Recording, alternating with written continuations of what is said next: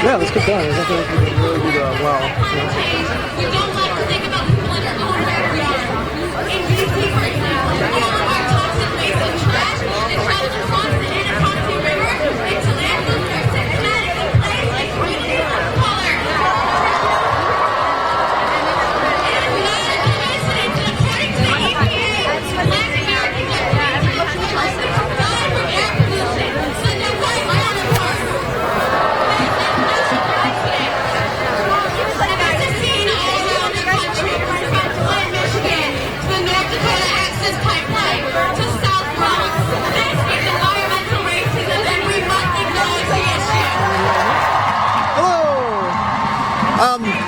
We're here at the DC climate strike. We want to just talk to a bunch of people about why they came. I was curious if you want to give us your opinion.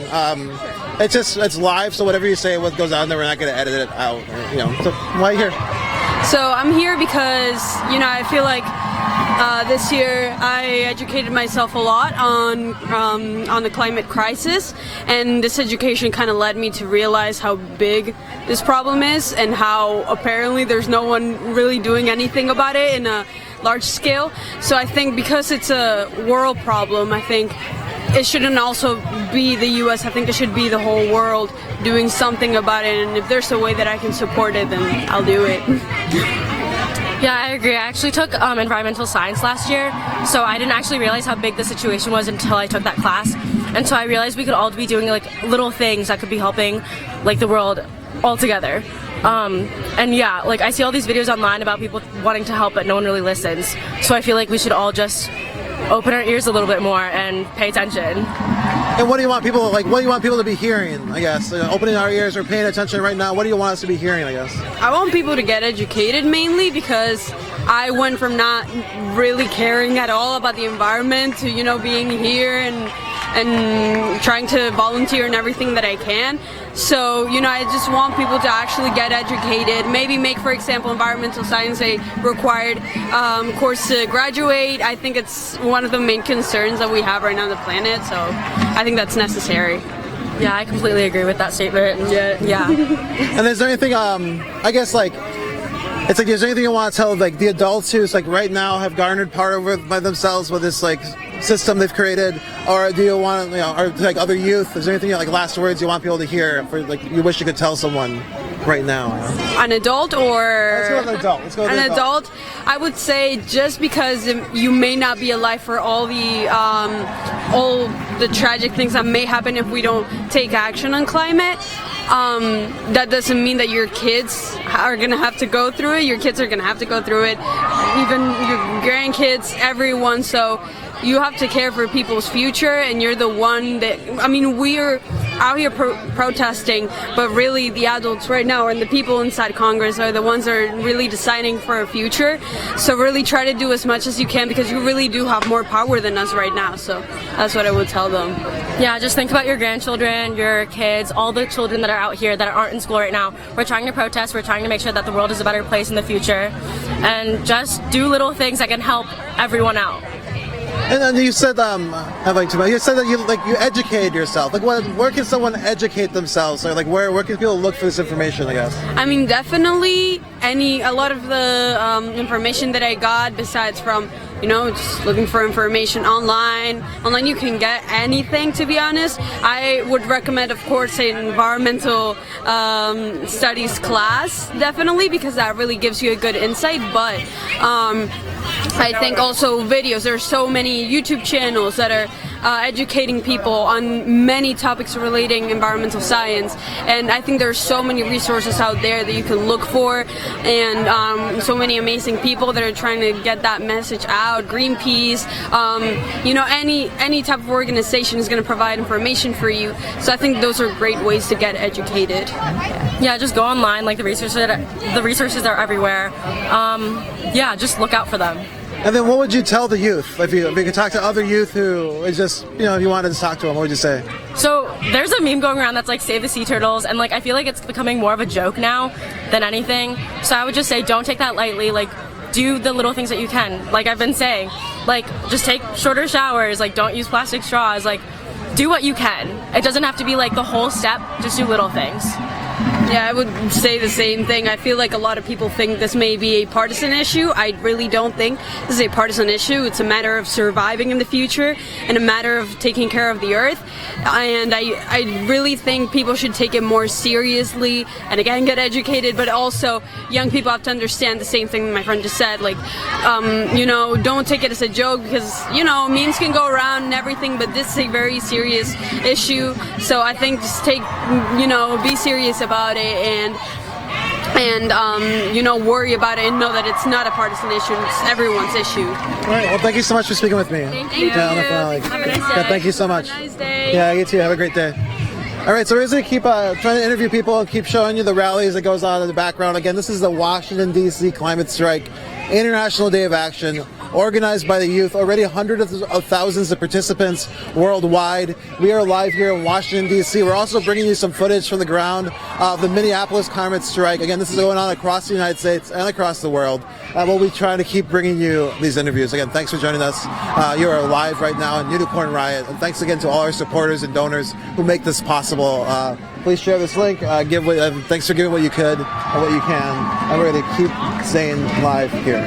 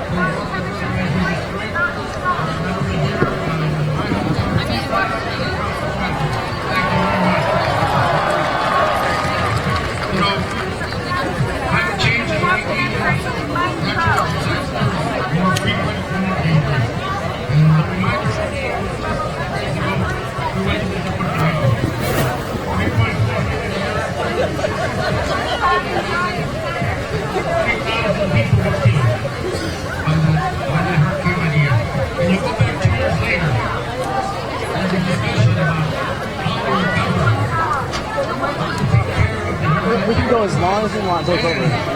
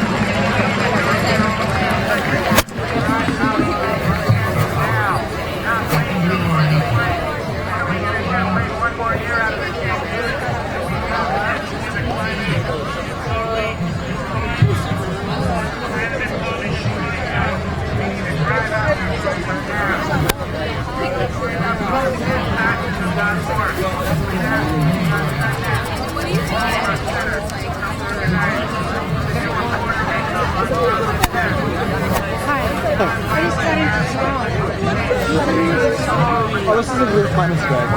It's just the International Day of Action. All the youth walked up from high schools and middle schools to come here to ask Congress to act on climate now.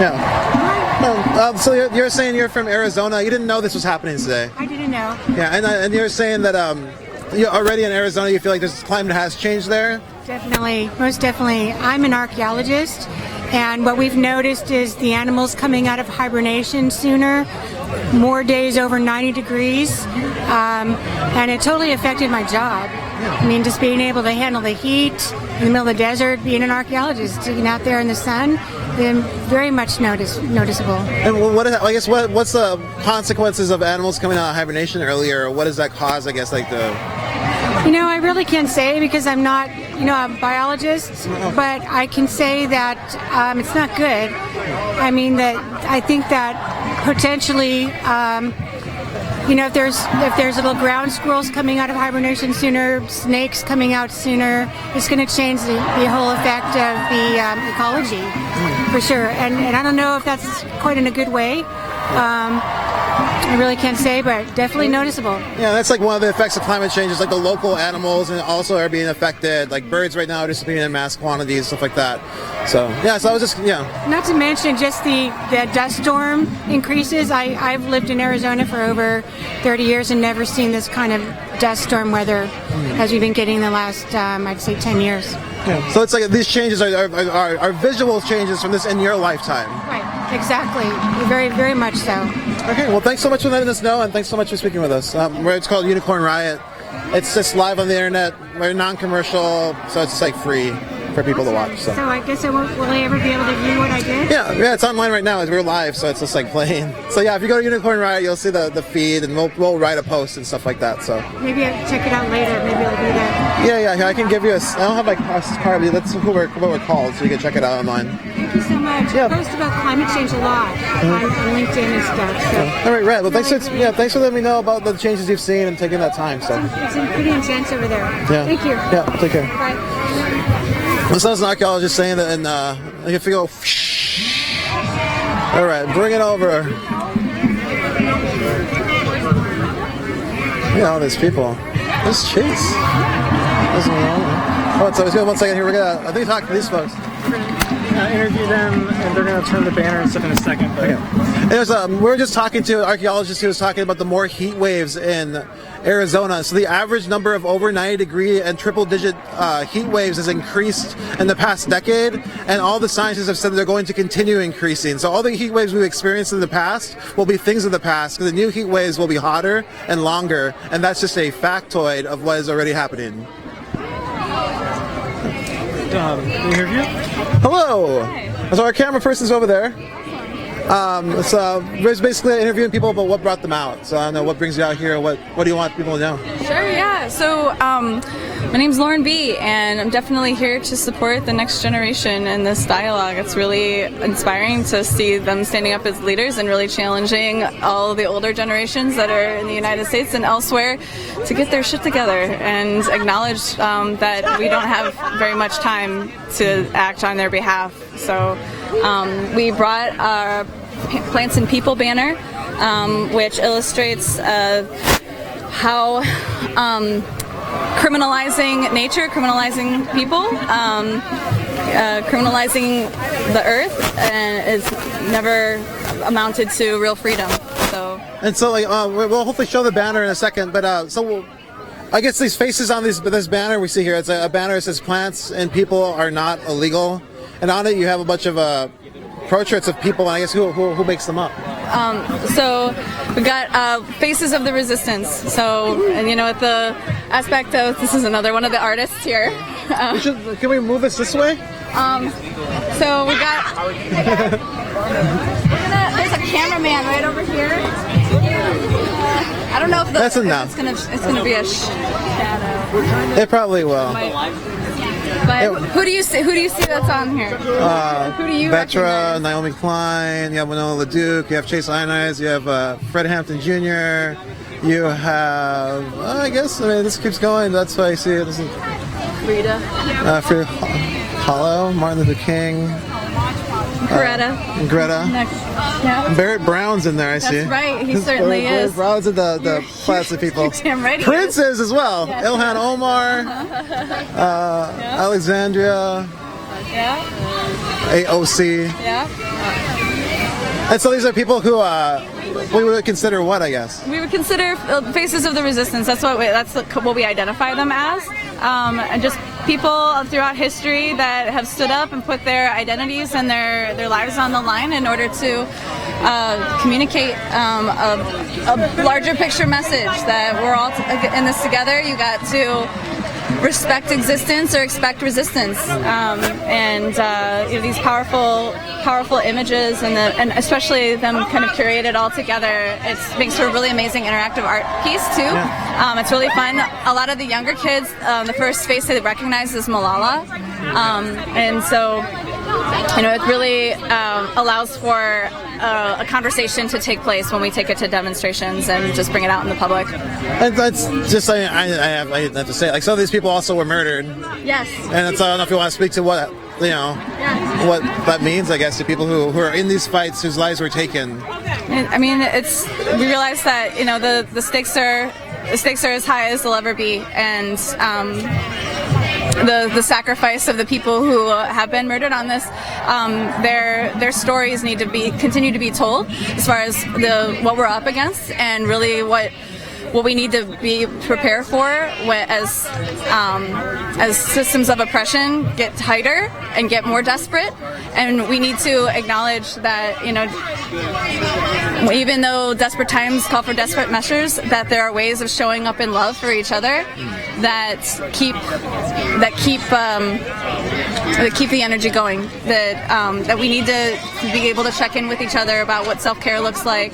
We have Erica Garner on there, who infamously her father was murdered by NYPD, and it was very sad to learn just kind of where she was at in her health, and that just what the burden that she had on her in order to try and seek justice for her father.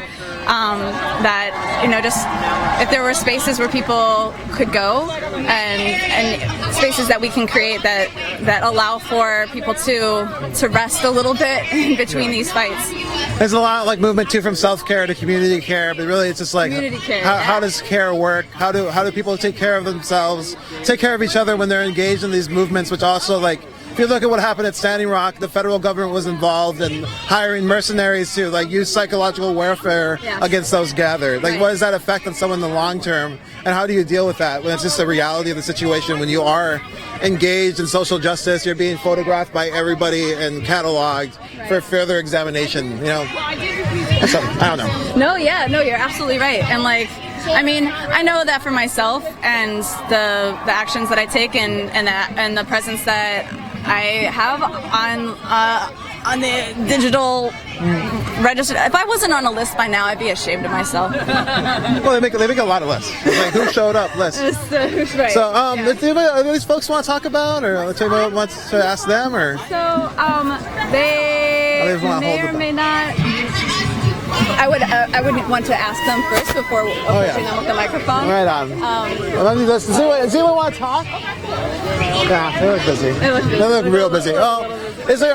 So just to bring it back to this event really quick, you said it was like inspiring. It's the youth. The youth are out here. They're talking about being taking the street. They're like, you have the Congress, we have the street, or something like that. They're chanting. I guess what's that like to be somebody? I don't know if you've been involved in justice struggles for a while or anything, but what is it like to be in this moment? For this moment, it's amazing to see this many kids out here. They're children. We're talking about the children, it's so wonderful to see them like calling the adults on their bullshit. So they're fed up. Right. They're like 16 and 14. They're already fed up with the situation and people in control. You know where your office is at, like, and you know, seeing the Sunrise Movement, these kids that like just go and like fill the halls of you know, where these politicians hang out, and let them know like, we see you, and we're gonna at some point we're gonna be of voting age, and we'll be able to take action then. But for right now, to see them participate in an opportunity for direct action of this scale, and just kind of get their feet wet for probably what is to come around this. Well, I mean, those kids are there like, in the future we're gonna die, so people wear these things, you want a future. That's what those kids were saying. It was pretty intense, real intense times. But again, thank you so much. It was Lauren for talking to me. I'm Lorenzo. Oh, perfect. Yeah, perfect. I don't know. And like, thanks for telling me about your Alice banner and all that. Yeah, take care. Oh, let me give you a card. Yeah, thank you. Now we can find us. Oh, I know where you're at. Oh, yay. Yeah, let's see. All right. We're gonna keep going. I think again we're here in Washington D.C. This is the Climate Strike International Day of Action. Youth organized. Hundreds of thousands of people have taken the streets all over the world. Here in D.C. it's thousands. We're gonna keep listening and keep trying to bring you interviews. There we go. Okay. Well, so we're gonna actually take the feed down. Sounds like. I think that was our climate strike coverage of here in Washington D.C. I want to thank everyone for joining us again. We are an educational nonprofit, a 501c3. All your donations are tax deductible. We operate on donations, so very thankful to everyone who has donated. If you want to go to unicornriot.digital, click support our work, give what you can. There's a lot of different options I would give. If you have like extra crypto laying around you don't know what to do with, we can take that. All of it goes to supporting our teams on the ground to bring you live frontline coverage. If you go back years, you can see that we've been in the front lines of a lot of different struggles, and we will continue to be, basically, as we want to be able to continue providing context, at least for the climate justice struggle that has been ongoing for quite a while. It is going to continue to change and accelerate. Right now we're seeing the youth get involved, hitting the streets in massive amounts of numbers. This began a lot of people, at least an upswell of it, when Greta Thunberg started their climate strike movement in Sweden. One lone student decided to no longer go to school and protest in front of the parliament.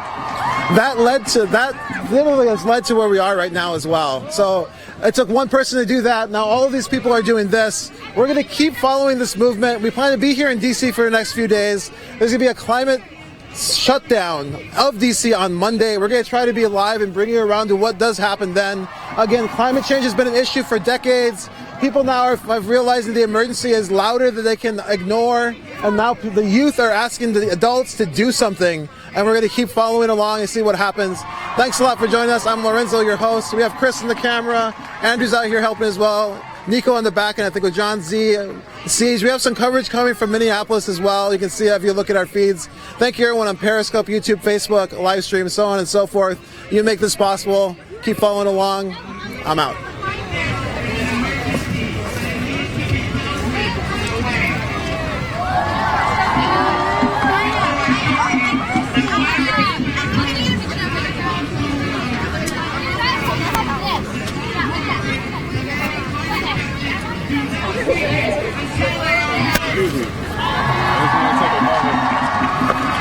I love the work y'all do.